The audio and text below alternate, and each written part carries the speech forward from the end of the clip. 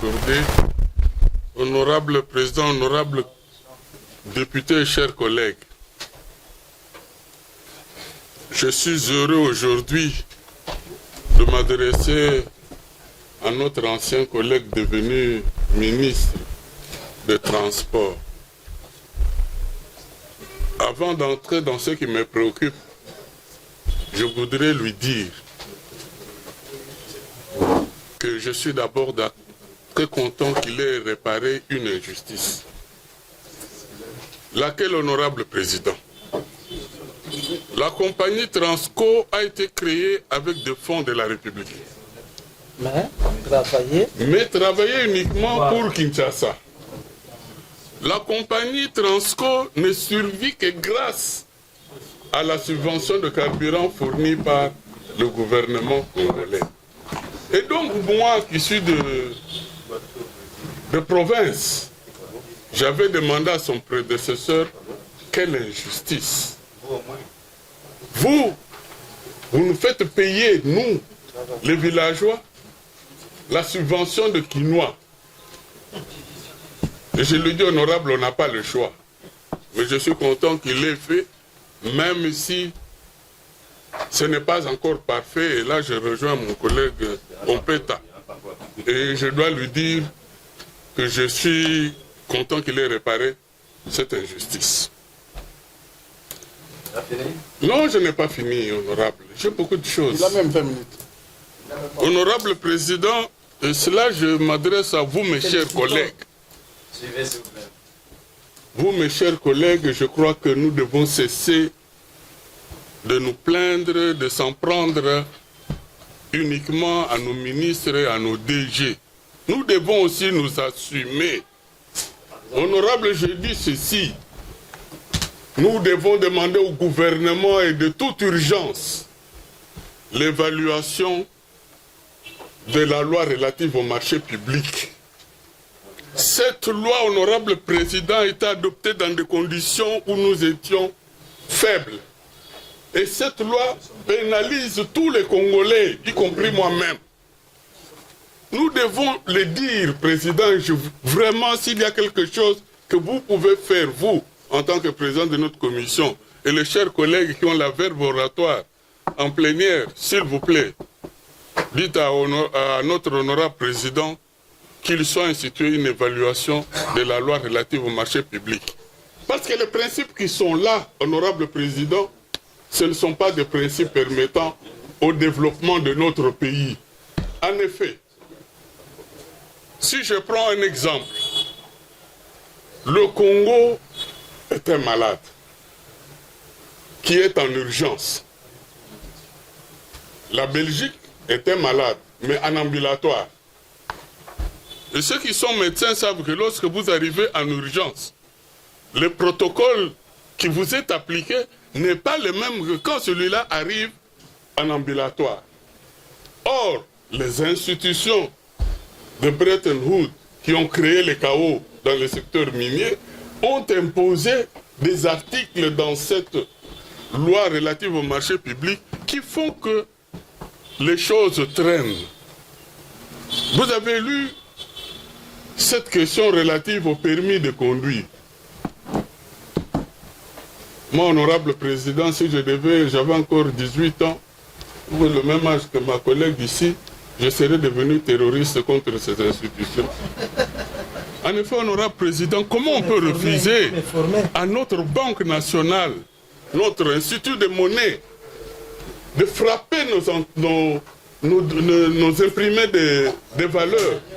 Comment nous pouvons déléguer nos données personnelles? Et là, je dis à monsieur le ministre, lui qui sait si bien parler, d'aller parler au gouvernement, de leur dire le contrôle de nos données personnelles sont placés où, et ils vont aller où avec cette histoire d'accorder des marchés à des entreprises privées. Nous sommes un pays qui vend les données valent cher. Opeta peut le dire, lui qui est dans le secteur. On saura que notre président est né à tel endroit, il a autant d'enfants, vous serez nus devant ces gens-là. Et donc moi je suis contre le fait que nos données soient mise dans les mains d'une entreprise privée. Honorable Président, les databases consomment beaucoup d'énergie et nous en produisons. J'espère que Honorable Singhi sera déjà actif à la SNEL pour que nous puissions contrôler nos données.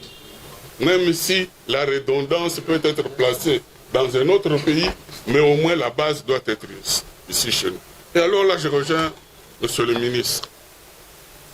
Excellence, Monsieur le ministre, vous savez très bien que la faiblesse de ce pays, c'est le manque d'un fichier national centralisé qui permette de croiser les données afin de dénicher les fraudeurs.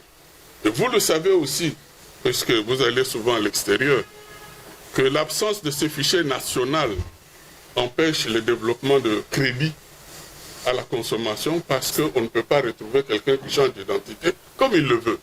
Alors ma question, c'est vrai, on va délivrer les permis de conduire, encore que j'espère que vous avez prévu les auto-écoles pour que le concours se fasse et que le copinage ne prenne pas le dessus, comme le contrôle technique, qui sont devenus une taxe provinciale.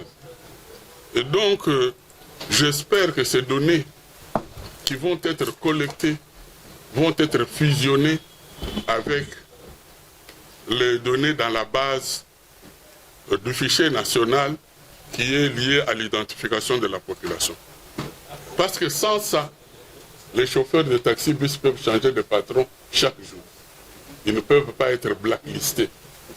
Et donc, même si, à moins de revenir à Chicotte et de musée Laurent Désiré Kabila, on ne mettra pas de l'ordre là-bas. Ceci dit, Honorable Président, je suis resté sur ma soif.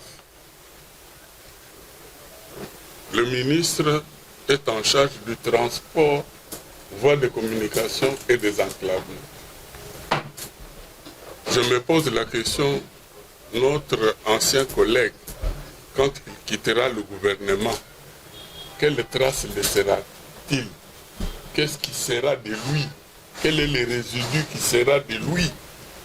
Lorsqu'on dira, ah tiens, comme nous parlons aujourd'hui de Matata, on peut tout lui dire, mais au moins il a construit le bâtiment du gouvernement, il a arrangé les histoires des royales. Bon, il a laissé des traces, mais lui, il va laisser quelles traces? Quelles traces il va laisser? Peut-être le permis de conduire, probablement.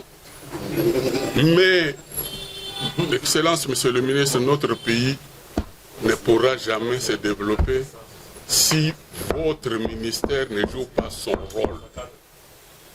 Honorable Président, son rôle, ce n'est pas seulement laisser à son collègue des infrastructures le soin de décider. Ce n'est pas lui qui doit décider de la connectivité de nos entités administratives respectives.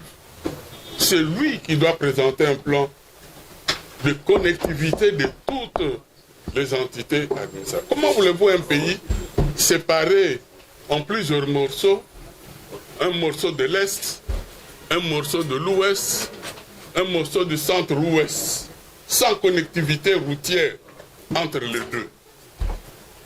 Comment pouvez-vous imaginer que nous n'avons pas une voie nationale? Monsieur le ministre, j'aurais voulu que vous parliez de cette nécessité de refaire vivre la voie nationale.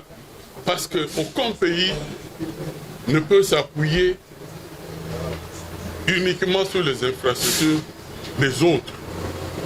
Je l'ai dit ce matin, notre pays enrichit la Zambie, comme nous enrichissons l'Ouganda, comme nous enrichissons l'Angola, la Tanzanie, ainsi de suite. Parce qu'au milieu, c'est un trou noir. On n'a pas de connectivité pour utiliser notre fenêtre de 40 km qui nous aurait été utile et qui aurait permis de faire vivre les gens. Je dois vous dire, moi je suis villageois. Et chez moi, il passait un chemin de fer. Il y avait les trains matin, midi, soir qui transportaient les minerais de la Gécamine, les Mikuba comme on les appelait. Et ce train faisait vivre toute la ligne de Lubumbashi jusqu'à Matadi. vous n'en avez pas parlé. C'est vrai, on ne vous a pas interrogé là-dessus. Mais je vous suis à travers vos 5 minutes du ministre des Transports. Mais en suivant ça, il n'y a rien qui apparaît de cette voie nationale. J'aimerais que vous puissiez nous en dire un mot. Et après, je vais finir là-dessus. Vous n'étiez pas encore au gouvernement, c'est vrai, je le sais. Mais on a parlé des Allemands qui auraient disposé 25 milliards de dollars pour remettre en place les chemins de fer sur l'ensemble du territoire national. Qu'en est-il? Qu'en est-il? Où est-ce qu'on en est avec ça? Est-ce que c'est encore de la poudre aux yeux que le gouvernement a l'habitude de nous mettre pour nous calmer? Et pour finir, Excellence, s'il vous plaît, vous vous plaignez qu'on ne décaisse pas l'argent pour vous. Vous avez raison. Vous voulez aller vers le public, comment vous appelez? Public-privé. Privé-public. Voilà. Vous voulez aller vers le PPP? S'il vous plaît, introduisez la notion d'actionnariat de tous les petits peuples. Lorsque vous avez une entreprise qui se dit privée, il faut qu'elle laisse une ouverture pour que nous qui avons 100 $, 200 $, nous achetions des actions. C'est comme ça qu'un pays se développe. Vous avez enrichi les Chinois, vous enrichissez les Belges, vous enrichissez les Allemands. Les Rwandais, ça, ce sont les autres qui les ont enrichis. Et maintenant, nous, là, nous restons comme ça. Vous allez venir, vous allez nous rejoindre. Nous allons aller nous battre encore chez nos compatriotes de village sans rien leur apporter. Et qu'est-ce que nous allons dire? Ah, mais vous aviez votre ami qui était ministre des Transports. Mais qu'est-ce qui se passe? Excellence, monsieur le ministre, j'ai beaucoup d'admiration pour vous. Je sais que vous êtes communicateur. C'est votre grande spécialité. Mais s'il vous plaît, aidez les pays à laisser un plan de développement, de connectivité entre les entités. Aider les pays à ouvrir ce marché aux fils de ce pays lorsqu'il s'agit de votre domaine. Aider les pays et avoir, si ce n'est pas le train urbain là dont vous avez parlé, au moins le tramway ici à Kinshasa, parce que je ne crois pas à vos bus. Aucun pays, aucune mégapole ne peut se développer ou avoir la fluidité de la circulation avec les bus. Ça c'est clair et nous nous trompons de sujet. Les bus c'est pour qu'un engagement ou pour un déembâchement où il n'y a même pas de route. Mais au moins, ça ne peut pas servir à Kinshasa. C'est celui des Mung, et Yumu plutôt. Donc je mets un terme à mon intervention.